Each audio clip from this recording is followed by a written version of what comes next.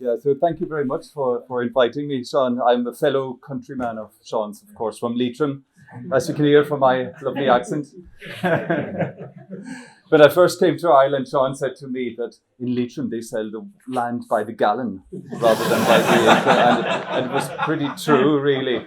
So if you can grow stuff in Leitrim, I was told you can grow it anywhere. We have this little 2-4 inch depth of topsoil, and then the blue daub, they call it in Leitrim, really good soil for pottery, but not for others. But when I first came, we grow potatoes and all sorts of vegetables, and I found out a potato comes from Peru, Bolivia, Lake Titicaca, 3,000 meters above sea level, and then we grew it in Leitrim, fantastic. And then I came, a student actually of mine at the Organic Centre, he lent me a book called The Lost Crops of the Incas. And that totally changed my life. I was in heaven. I had market gardens before in England and grew lots of vegetables. I grew every variety of every vegetable. And then I thought, yeah, what now? And then this book came along with all these crops that I've never heard the names of even. Mashua, Orca, Yacon, etc. And I thought they might grow in Leitrim as well if the potato grows all right. So for the next 10, 15 years or so, I looked for all these unusual vegetables, and I found some in Kerry, some in Holland, some other places, and a whole collection of these Inca, the lost crops of the Incas, which were fabulous. And last year I got, not a junket, a scholarship to travel the world for 10 weeks, the Nuffield Scholarship. If anybody's interested, you have to be under 40 or you have to put a young photo in like I did. And have a good topic, a good idea, a good title, which mine wasn't, because Nuffield was usually for farmers, conventional farmers. We had one organic farmer before me as a scholarship and myself. So mine was the potential of new food crops for Ireland, the lost crops of the Incas. So they sent me to Italy, Holland, Canada, America, Argentina, Chile, Bolivia, Peru, New Zealand, Hong Kong, to look for these crops, for these amazing crops. Any New Zealanders here? No? New Zealanders are bad. They're really bad. They steal. No, they're good as well. They're really good because they took the crops. They're the first country that took these vegetables from the Incas and grew them on a commercial scale, Yacon and Orca. But do you think they can call them Yacon and Orca? No, they call the Orca New Zealand yam. They have to give them their own name, or the New Zealand Yacon. And we all know the kiwi isn't a true name, isn't it, of a fruit. So they're great at marketing vegetables. So they were the pioneers, and they've commercialized these crops to a large scale.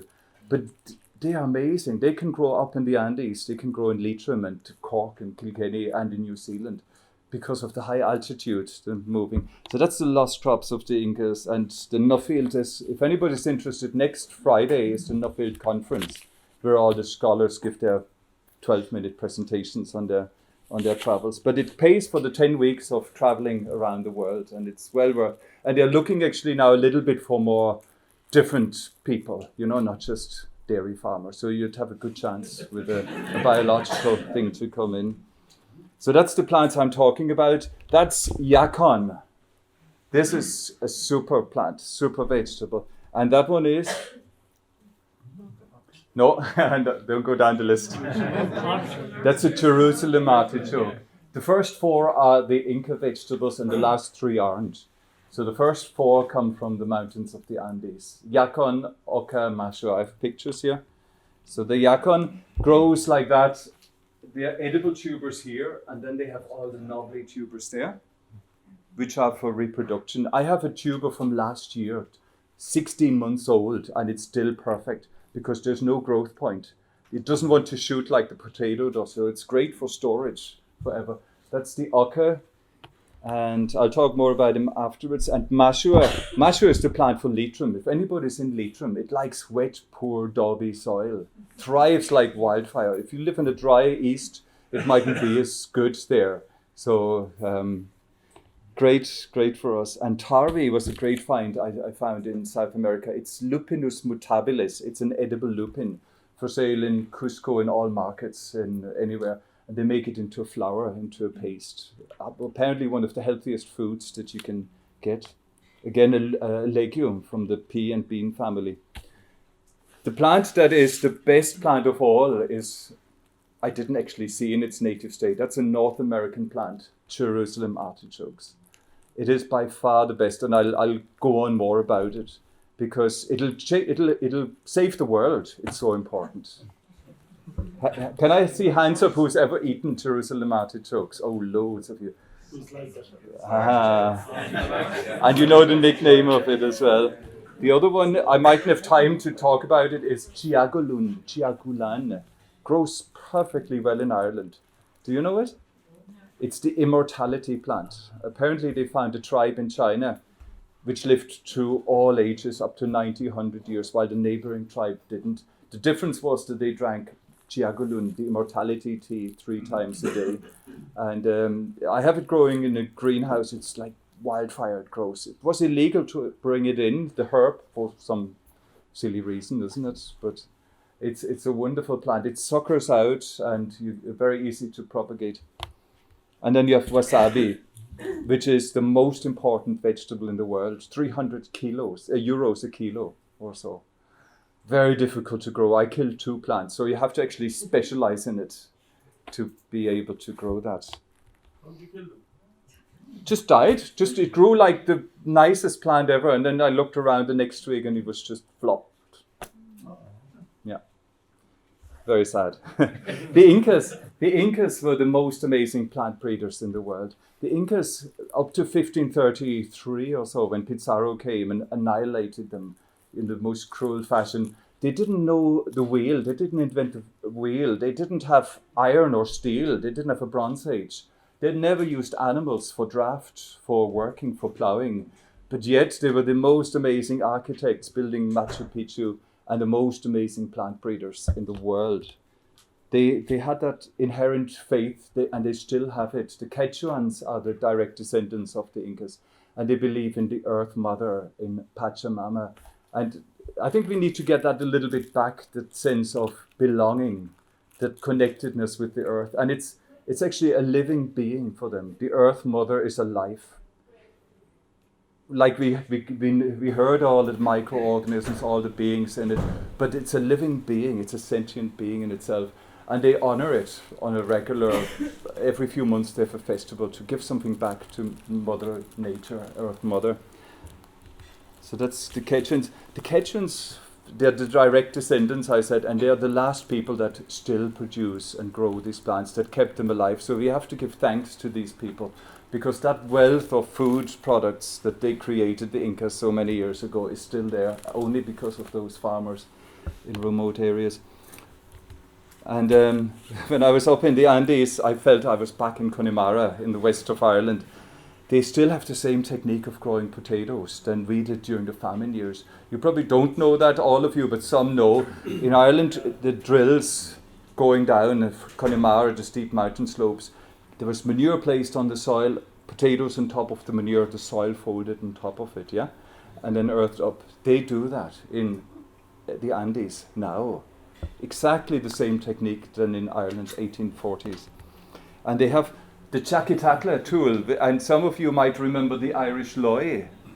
It's identical. So a Leitrim man went to the Andes in 1600 and took a photo, if he had, or a drawing of the chakitakla and made it. It's not an Irish invention, because this system of coping potatoes, it's called, is unique to Ireland and nowhere else in Europe, but also in Peru. So there's an affiliation there very strongly.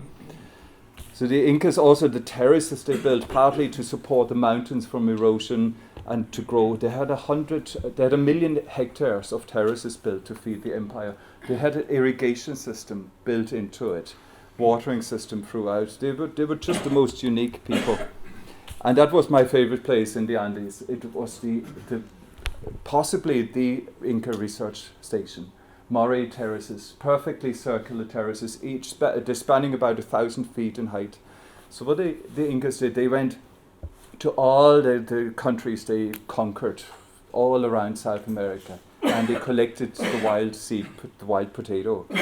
and grow it and trialed it and experimented it. So what happens if you have 100 species of potatoes growing at different levels along there? They cross-pollinate. And when they cross-pollinate, they hybridize, and then they a sudden jump in evolution very quickly. So the Incas did all that, not only with the potato, but they had 10 different types of tubers of 10 different plant families. So if there was a disease on the potato, you still had 9 families that didn't get blight, or that didn't die of the frost. So they had massive, and even now when I was there, instead of having one variety of potatoes in the field, and Christine would love that, mixed cropping. They had 30 varieties of potatoes in one field, but not one row of one variety, one of the other, but everywhere. Yeah, there was a red, black, white, speckledy one, etc. And amongst it, in the gaps, they had the Oca, Mashua, and other crops. So real mixed cropping. And the potato field was there, and the next year they moved it on another part of the mountain somewhere else. And that's just the tubers. They had the quinoa and the ones I don't talk about, the Maca. Have you ever heard of? Does anybody take Maca powder? Hands up. 2 people, 3 people. Maca is fantastic. During my travels for the 10 weeks, I took a teaspoon of Maca powder every day. I never once got a sniffle or a stomach ache or anything. And I was traveling with people eating potatoes from the floor or anything. It's a boosts your immune system, and apparently it's also a good Viagra, the new organic Viagra. This plant was nearly extinct. It's the vegetable that grows in the highest altitudes in the world, over 4,000 meters. It wouldn't grow below it.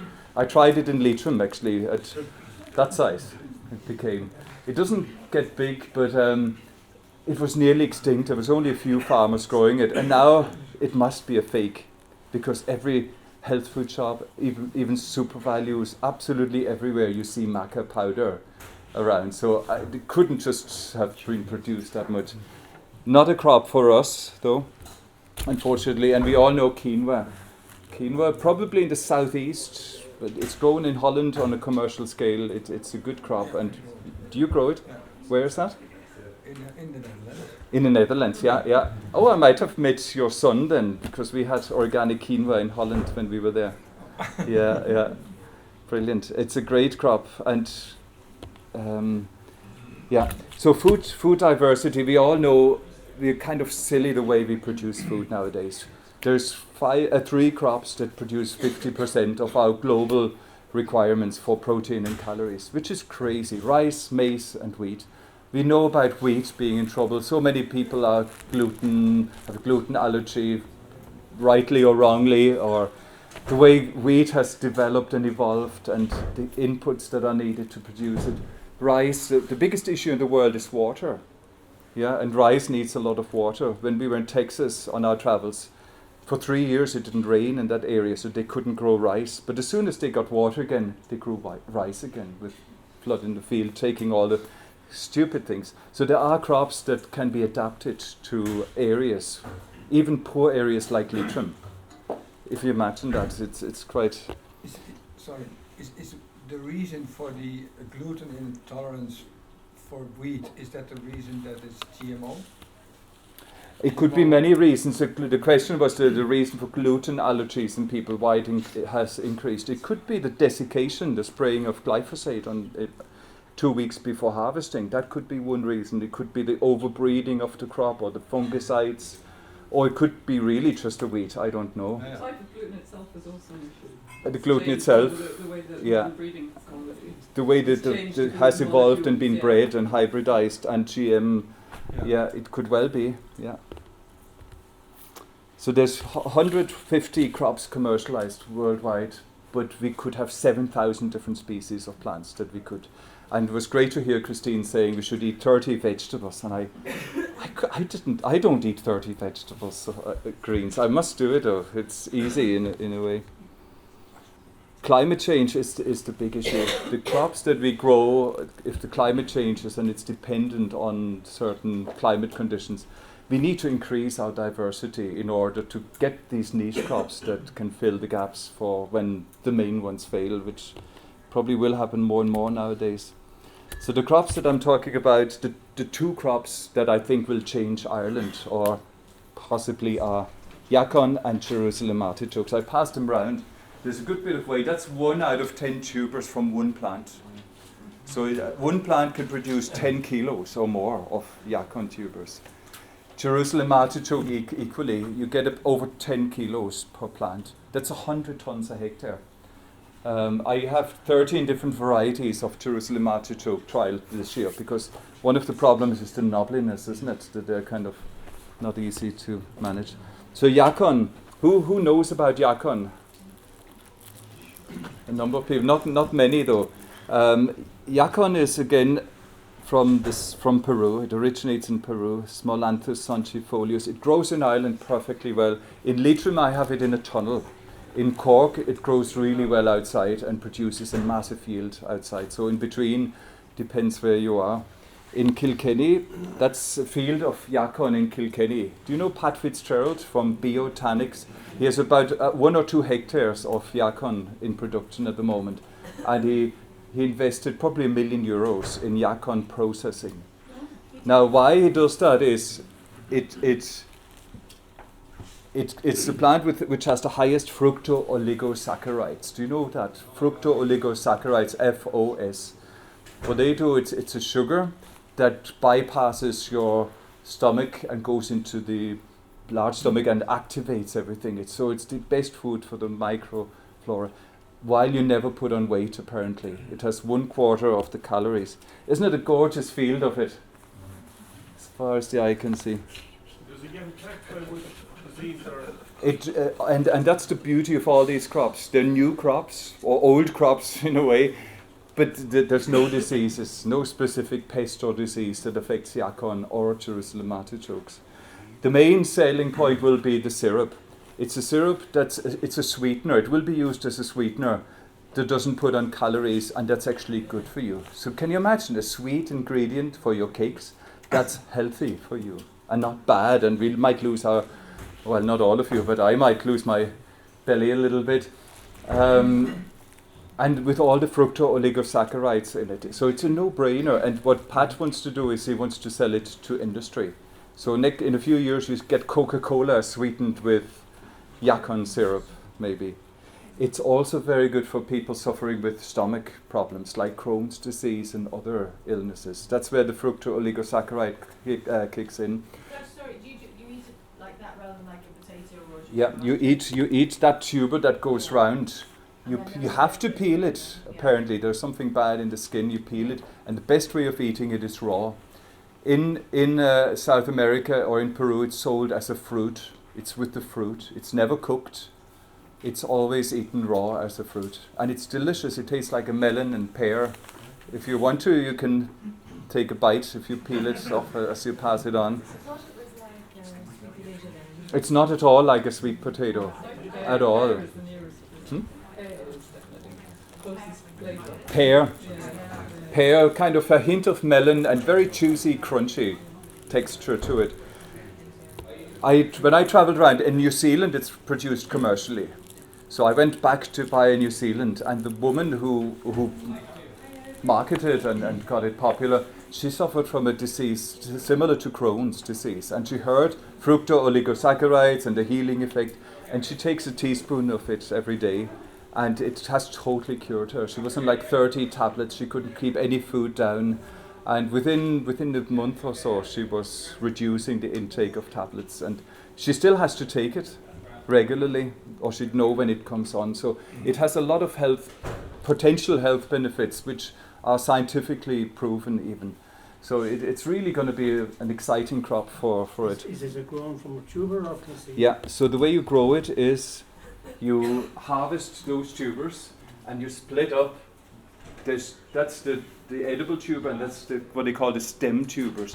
You split the main stem tubers up into 4 or 5. As long as they each have an eye or a bud, they grow again. Yeah. Are there many varieties? There are loads of varieties around, but maybe you only get 1 or 2 now. You know, they're hard to get at the moment. Pat Fitzgerald is not too keen to sell them. Down the road, I'll go make a visit. You can. You can. I think he has about 6 varieties. I have about 3 varieties. A guy in Belgium has 24 varieties of that. And it does some better or worse to the conditions here or better crop, obviously? In Leitrim, as I said, I have them in a tunnel, and they grew up to the 3 meters tall, nearly to the top of the tunnel, flowered beautifully, and the yield was phenomenal. But outside in Leitrim, I'm afraid, no. But then in Cork, I had them outside, and they were just that came from Cork, that one there. And Klaus, you grew in the tunnel when they were growing down in Cork? Were they Outside? But did they grow directly outside? See, Yeah. Okay. Yeah. We had So students I who split grew up. What you do in is the you pot. split up the growth points. You put them into a pot, Mhm. that size pot, each one with 3, and then you plant them out when the danger of frost has gone about May. Oh, we can have them. Hmm? Oh, we can have. How do you get them? It's very difficult. It's very difficult. You have to go around the internet a little bit. Pat Fitzgerald is our hope, really. Yeah. If he does well, there will be farmers, organic farmers, growing for him.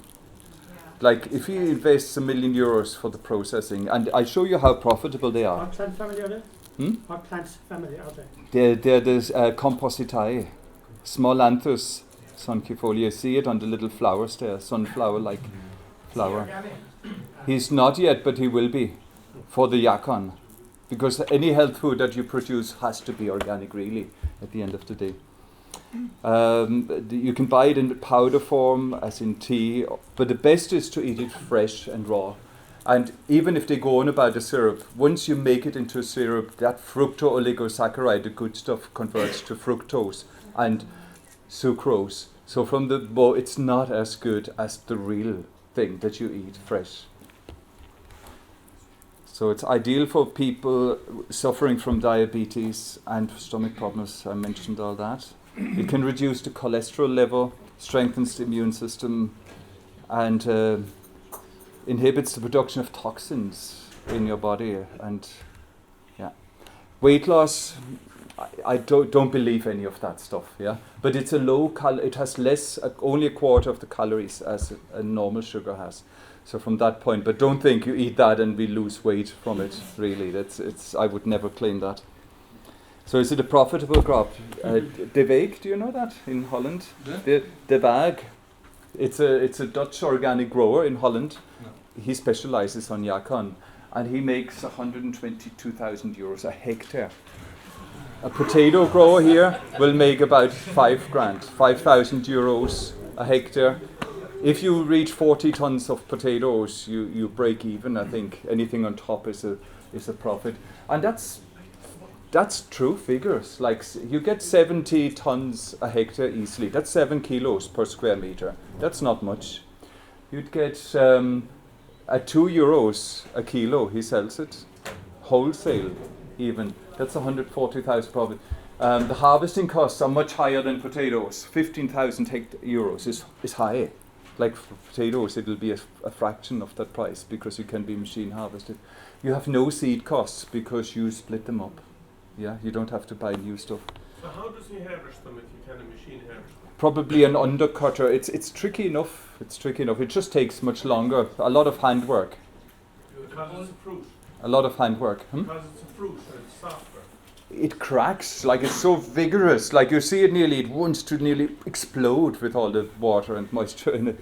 Is he rotating it? No. Yeah. He's going to have to, isn't he? Yeah, you would rotate it, yeah. So Beotanics, similar figures. He doesn't get as high a yield because he planted smaller.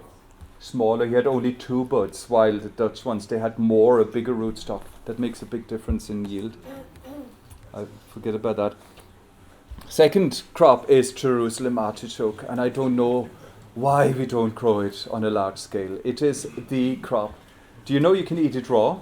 I only found it out 2 years ago that you can eat it raw. So who knows, you mentioned the nickname for it. The fartichoke, yeah. So why would it be called? Sorry? The Irish people call it fartichoke. They're rude, aren't they?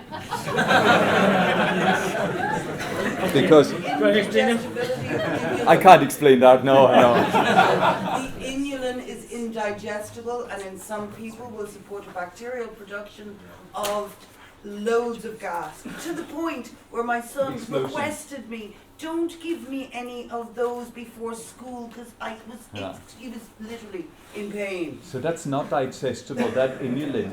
It's the plant with the highest inulin content. And it's not digestible, so it goes into your stomach, isn't it? The lower, it bypasses the first and goes into, I'm not a nutritionist, it goes into the large intestine. And there it activates all the bacteria, all the the bifidobacteria, all of it.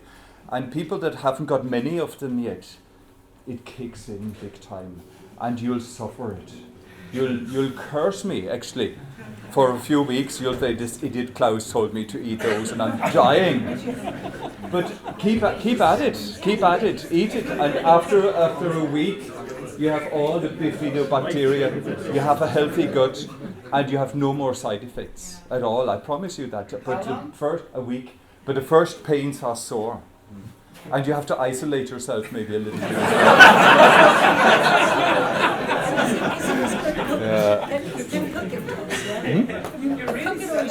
Yeah. So I'll come to that. So just to make sure, there's 3 types of artichokes in the vegetable kingdom. Or do you know them all? 3 types of artichokes. You have the globe artichoke, which is what usually people think. But that's not it. And then you get the Chinese artichoke. Have you heard of that? It's a delicacy amongst French. French people love the Chinese artichokes. Stachys affinis it's called. But then you have the Jeruselem artichokes. The word Jeruselem artichoke is the most stupid name of all. It was a total mistranslation by an Englishman who went to Italy in the 1700s. And he called it, the Italians called it girasole. And what does girasole mean? Girasole, turning to the sun. So it's related to sunflowers, which turn to the sun. That's where girasole came about, and it turned into Jerusalem. Oh dear. Nothing to do with Jerusalem. Nobody in Jerusalem has ever seen it. And artichokes, it kind of tastes a little bit like artichokes. So it's a total misnomer. The Americans are equally bad. They call it sonchokes. Yuck. Like, who would buy sonchokes? C-H-O-K-E-S. Yeah, get sick of it. The Native Americans, and I find very little reference, so if anybody has any information, please let me know. The Native Americans from the Northwest America, they called it sun roots. Now that's a beautiful name, and my campaign is to rename them into sun roots, which is much, much nicer and better. But there's very little of the history from the Native Americans that bred it. So in Cork I grew 10 varieties. I added 3 more varieties to it. Some flower profusely, others flower less. They each produce 4 plants, 4 of those planted. 1, 2, 3, 4, just like potatoes, same spacing, same everything. Each 4 produced a basket full of tubers.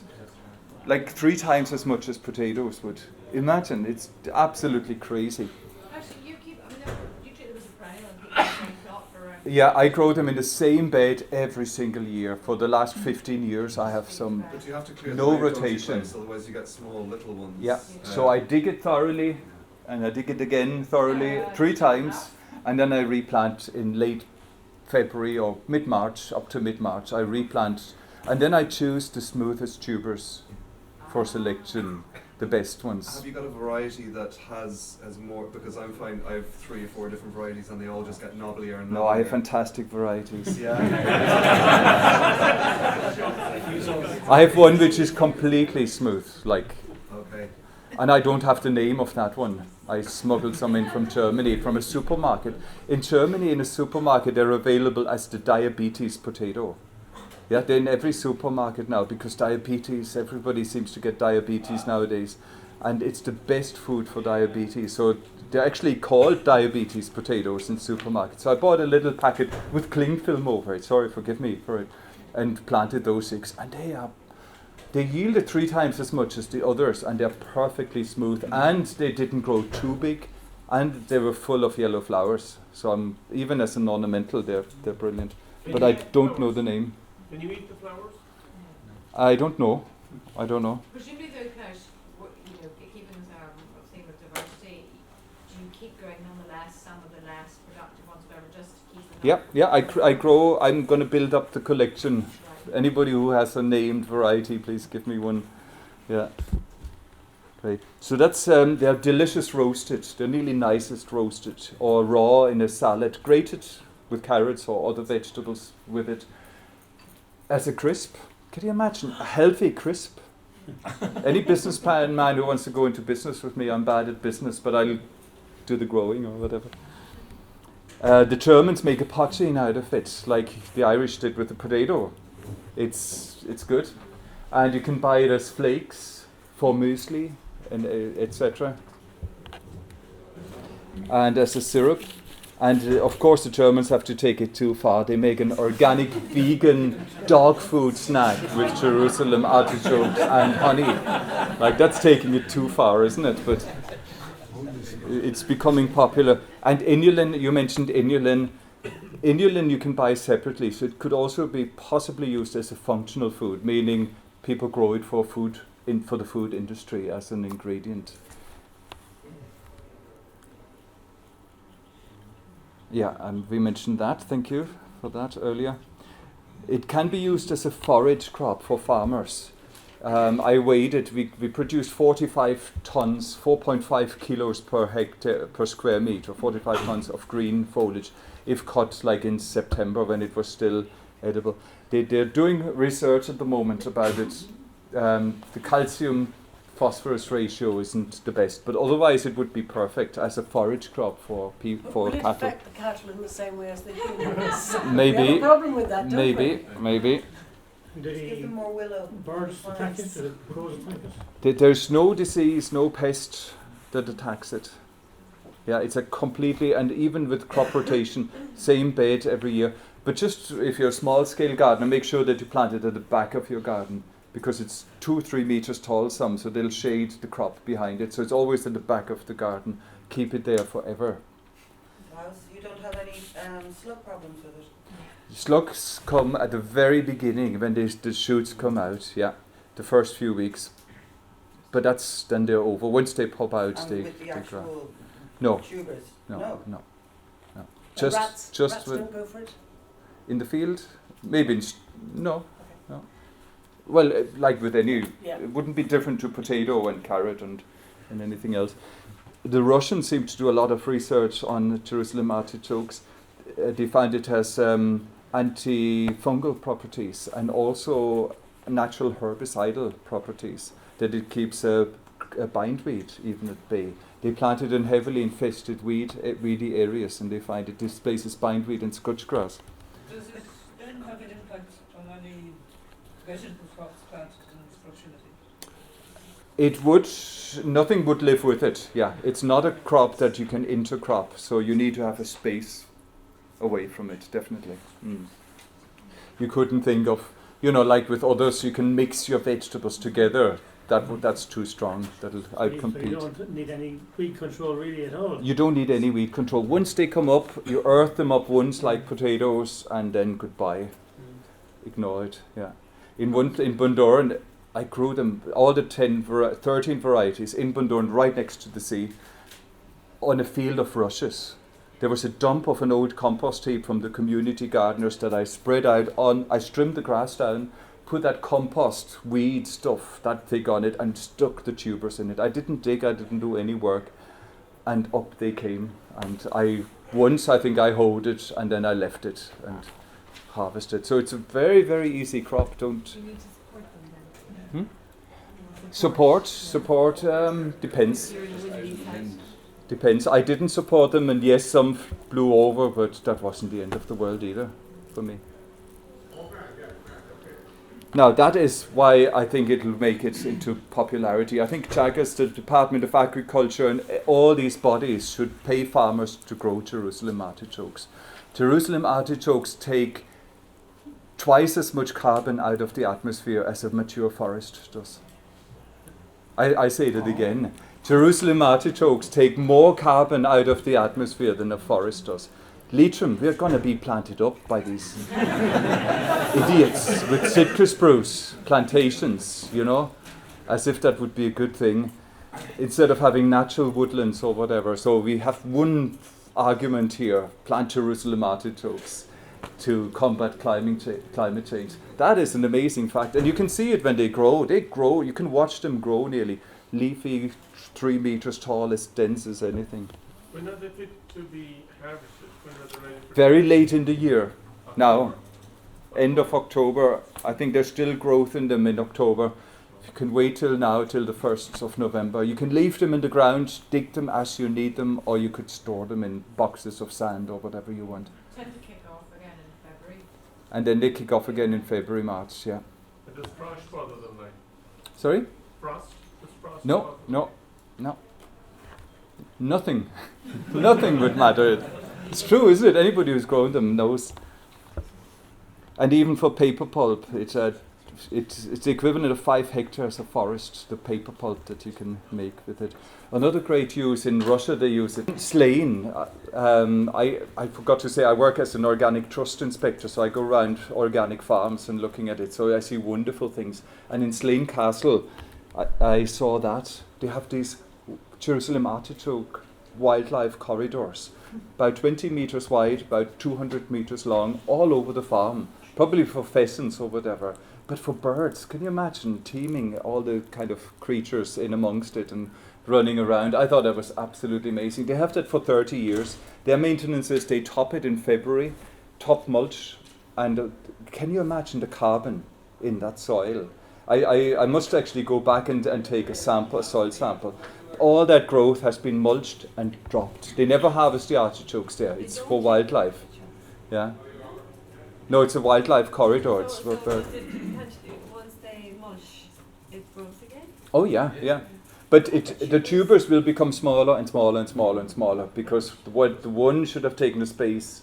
Now very little can take it. That was just in relation to the forage crop, use of the forage crop. Is that just the green stalk they're talking Yeah, about? yeah. What the root as well? No, and that's the problem with it. If you use it as a forage crop, you don't get a yield of tubers. If you cut the leaves off too early, the tubers won't develop. So it's either or. So, but that's a bit far-fetched anyway. It would be as a saved crop, like a silage or something like that, is it? Yeah, yeah. Mm-hmm. So I was just thinking, like in the earlier presentation today, someone was talking about using willow and poplar as silage. Yeah. Why couldn't you use something like that? Absolutely, and there's research going on that crop at the moment. I mean, instead of planting trees to sequester carbon, you could have something Yeah, you can cut and yeah, silage. and twice as much and have a use for it. Absolutely, I think it's a no-brainer. Recutting it, and then in the time when it's growing, it's habitat for other things. Yeah, yeah. No, it has a lot of extra uses that and again very profitable. If you look at it, look at the figures: 124,000. You easily get 100 tons a hectare if you, with some neglect even, and at only 150 a ton, and you will get that because it's a novel food crop if you can sell it. Can you leave that photograph there for a minute? Sorry, can you go back? Mm-hmm. Give me a minute. Yeah. Oh, sorry, this is lovely. And I finished with the last crop. I have 7 crops, but I'll just do one more because I think it's a lovely one. Thanks. The next one is Mashua. It's Tropaeolum tuberosum. Has anybody heard of that? It's another crop from the Incas. Very rare in that area now. It's related to our garden nasturtium. Do you know the nasturtium flower? But that's bred for its tubers. And I found these black tubers in Peru. The black tubers, they are smuggled out of the country at the moment to China because they reckon it cures prostate cancer. All Mashua is good for the prostate. The trouble with Mashua is why it never has become popular. That's another variety of it. They have dozens of different varieties. And these ones only grow in the wet, poor West, where other crops don't grow. So if you have good land, dry land, Kilkenny land, not as good. You want to go west for that. It's absolutely fantastic. And no maintenance, no disease whatsoever. And it thrives. And it's even as an ornamental, it has insecticidal properties, so it's great to grow underneath apple trees to keep away insect pests as well. It's a very good use. As an ornamental, the main problem is the old Incas reckoned it has a libido reducing property. So you need to eat lots of Maca, on the other hand, to compensate for the two. But I don't know if it's a myth or if it's proven that it reduces your good knows what. But that could be a use for animal feed, where you don't want the testosterone, isn't it? For weight gain, you want them to be a little bit less so inclined. Okay, I better stop here because Tim has to do another talk. I'll take two or three questions maybe. Is it frost sensitive? Is it frost sensitive? It's much. Mine is still. We had 2 or 3 frosts, and it's still growing. It's less so than oca. It's hardier than oca.